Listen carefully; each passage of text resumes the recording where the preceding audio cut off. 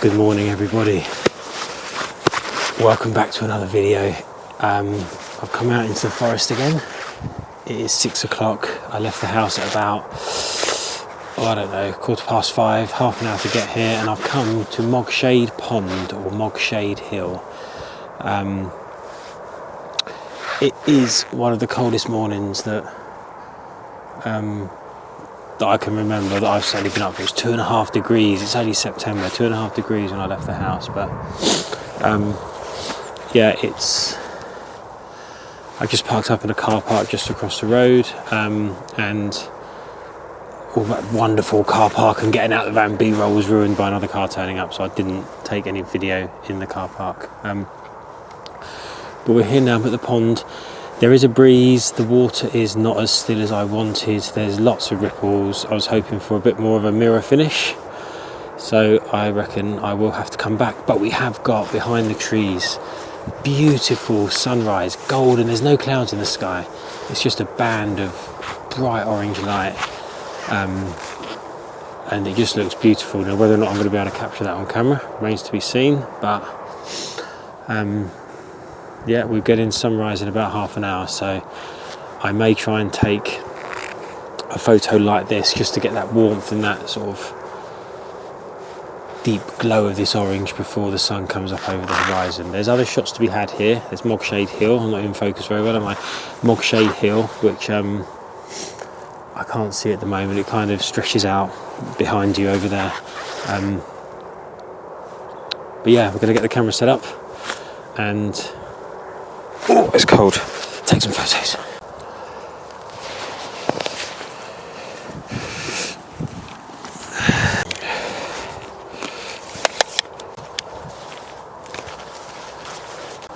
Okay, so we just set up for the first photo here. Nice guy just walked past, so morning to him if he's watching, which he probably won't be, but you never know. He comes here quite a lot, so gave me a tip. I'm in the wrong place. I should be going just a bit round the pond there, but I've set up here for just quite a nice. I'm going to move a little bit closer to the pond here, just to cut out some of the foreground and get more of the water in. But we've gone on to f900 ISO and on 1/8 of a second. I'm just making sure that I don't blow out any of the sky. They're just quite nice silhouettes of these trees. I'm going to move a little bit closer. Let me just... okay, so I've moved a little bit closer to the pond. Let me show you. I'll show you the composition in a second, but it's basically the 4 trees here, shooting on about, I don't know, 15-16 mil I think, just to get everything in. It's quite a nice photo, you know. It's 2-second timer. We're going to take the shot. Oh, we've got some blown out highlights. Let's just fix that, because I do not want to have any blown out highlights on this. So the key thing here for this picture for me is the silhouettes, so I want to make sure that I get all that lovely sky behind it. So I'm just changing it to about 1/5,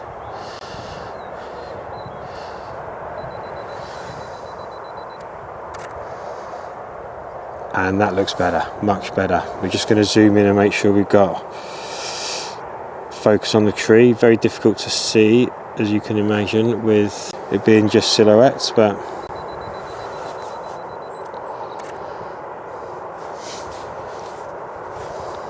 okay, so that's that one photo. Quite happy with that as a first shot of the day. I'll put it on the screen here. Tell me what you think. Normal crop, nothing special with the crop. And I'm just going to wander around the other side of the pond and see if I can get a different angle of these trees.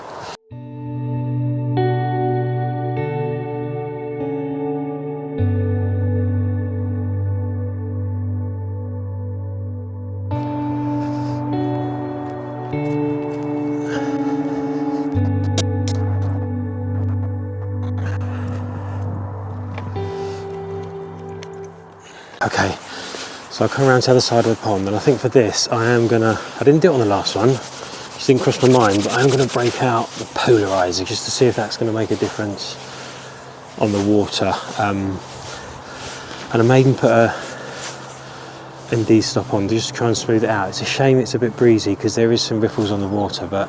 okay, so we are going to stick on a ND8.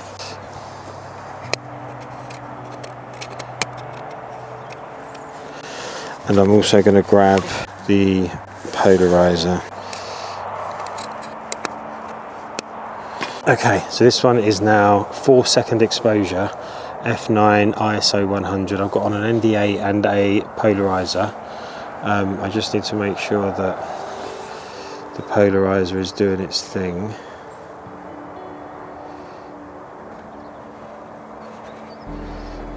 Yeah, it's doing it for some of it, but it's kind of giving a nice white line, nice light glow in between above and below the trees there. So 2-second timer again, 4 seconds. Blown the sky out a bit, so we are going to just bring back that 3 seconds, now 3.2 instead of 4.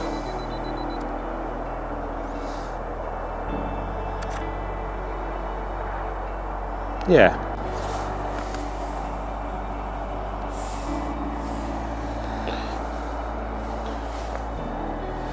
Okay, so quick thing I need to say is this is my new camera. This is my R5 and I'm recording now on the R6, so I've got a proper camera for recording. I don't have to use my GoPro. There we go. Yeah, see there's some mess on the water, so expect me to do a little bit of work in Lightroom to clear up that mess on the water. But so real quick, the image you are about to see is not the photo that I just took. I didn't like it, but I had another one, which I'm going to put on the screen right now. A couple of good ones to start with.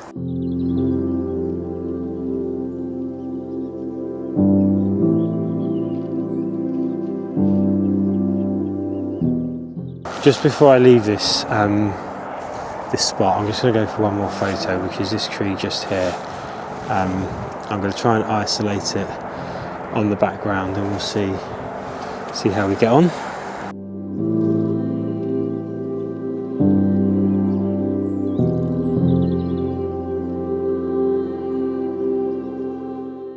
I've got a photo. I quite like it. It is a square crop with 3 trees in, or 4 trees if you count that little one in the middle. My glove on is so cold. It's not really cold, I'm just cold. Okay, so let's get this up again. So yeah, so some of the settings I've used are a bit odd. So listen to this: 6-second timer. 6-second shutter, because I just want to try and smooth out the ripples on the water. I've had to use a couple of filters, or an ND64 filter to do that.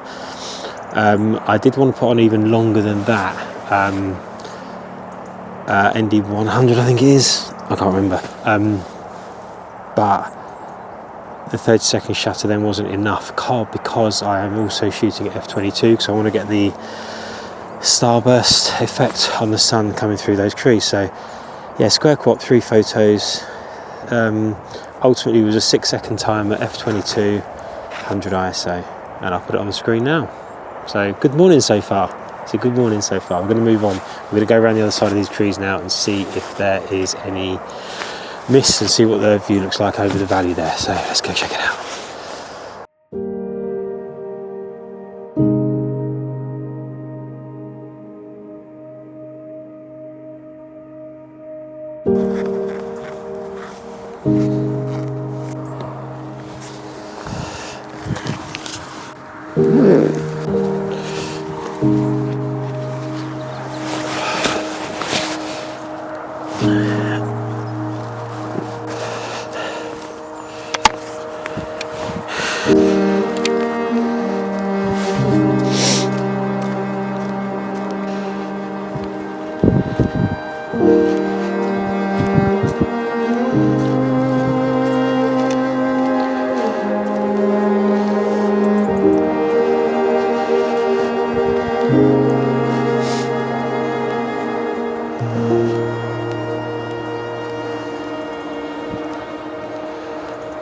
The sun is well and truly up, as you can see, and to be totally honest with you, every time I've come out I felt like I've been chasing the sun. I felt like I've been dealing with bright sun, dark shadows.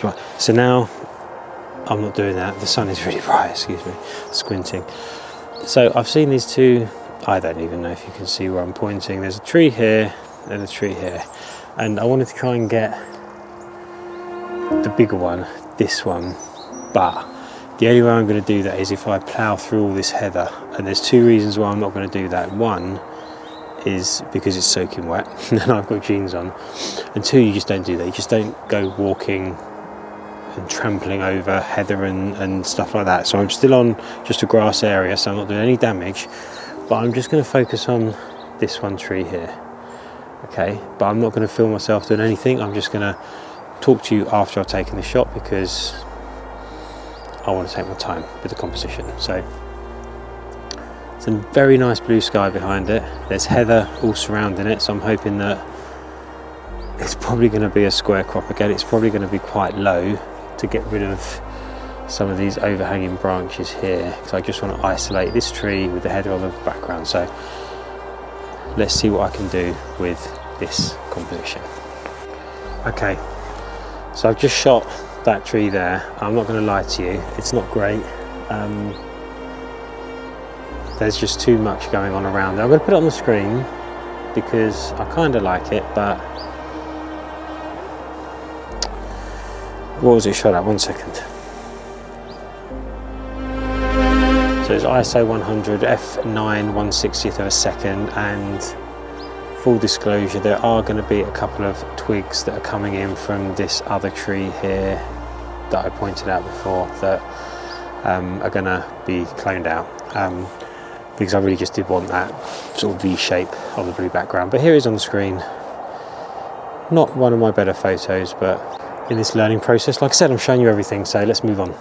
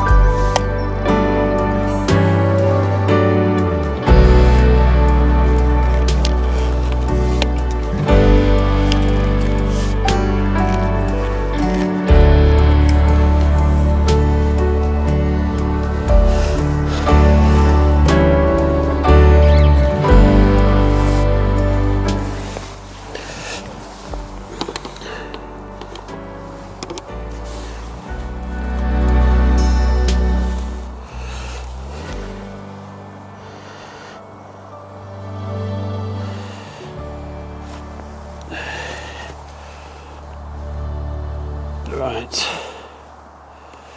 Oh, can you see me? Okay. So I've been wandering up and down this little pond. I was convinced I would find something.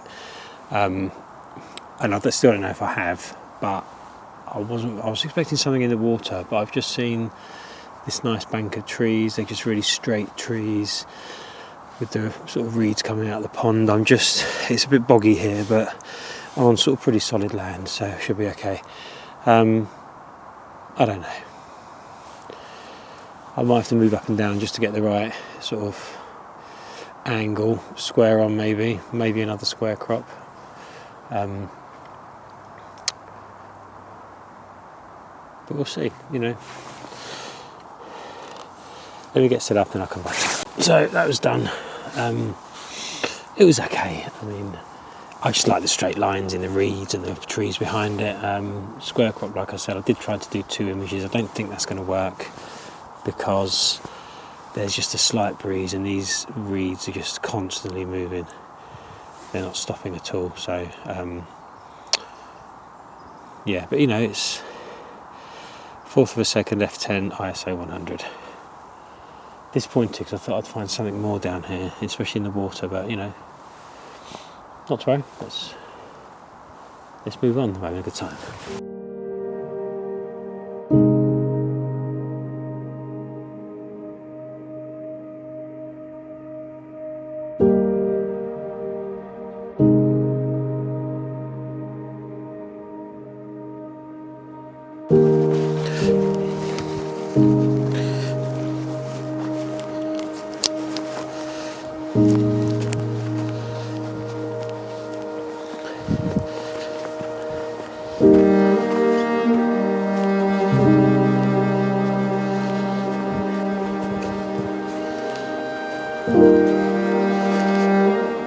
I think we're nearly done. 8 o'clock.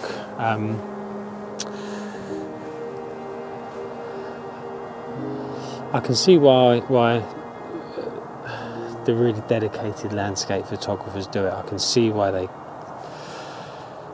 sleep wild and, you know, wild camp and hike to the tops of mountains at 5 o'clock in the morning and hope that the light is there for them. And you know, we see the ones that get rewarded, we see the photos that are rewarded with those hikes, but you know, there's millions, I'm sure, that do it, or millions of hikes that are taking place where there's just no picture at the end of it.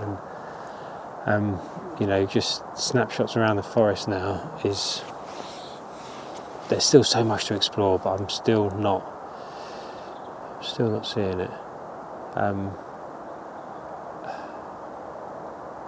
Simple photos aren't good enough anymore. You know, I see something that I think that maybe a couple of months ago I would have handheld and taken a snapshot, and it would have been okay for a snapshot. But now, to do it properly, to compose it properly, to get the tripod out, to get it set up so that you take your time and compose it properly and make it a good photo, it has to be a good composition to start with. There's no point doing that for something that is just a snapshot. And I've seen, walking around here for the last half an hour, I've seen a few things. You know, the last image was probably a great example of it. It was a snapshot, really. You know, there's no light, there was no real composition, there was patterns and lines and stuff, but I don't know.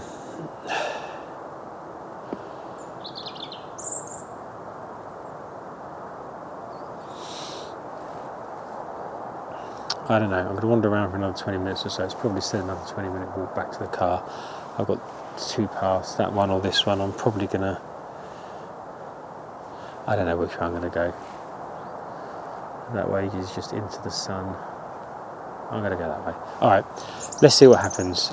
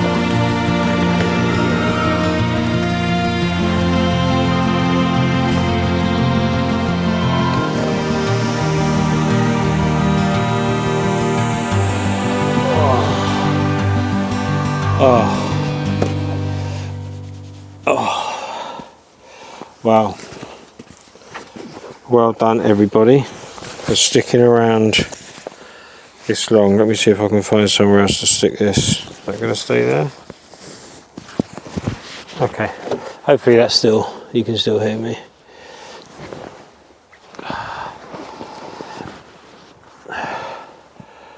Oh, was that a success? Was that a success? Hopefully a couple of the images are okay. The first couple at Mog Shade was alright. Maybe the one with the reeds and the trees was okay. The other one with the log not so much, but it's hard to explain what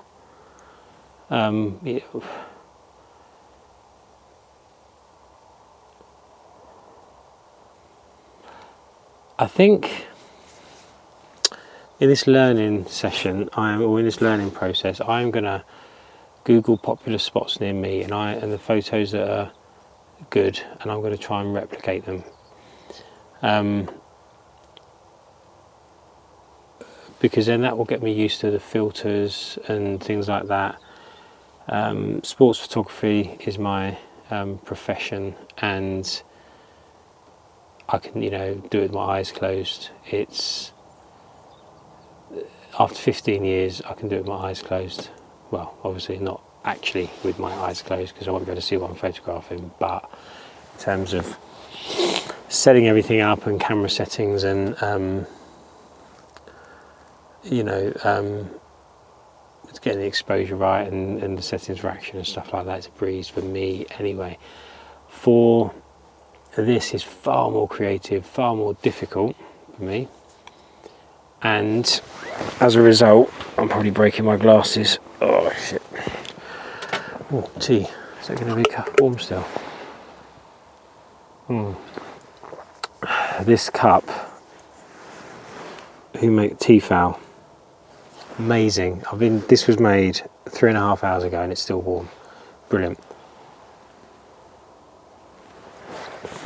Anyway, I'm waffling. I'm going to keep going. Thank you for watching this video. I'm going to put the images up at the ends, raw files followed by edited files or processed files, whatever you want to call it.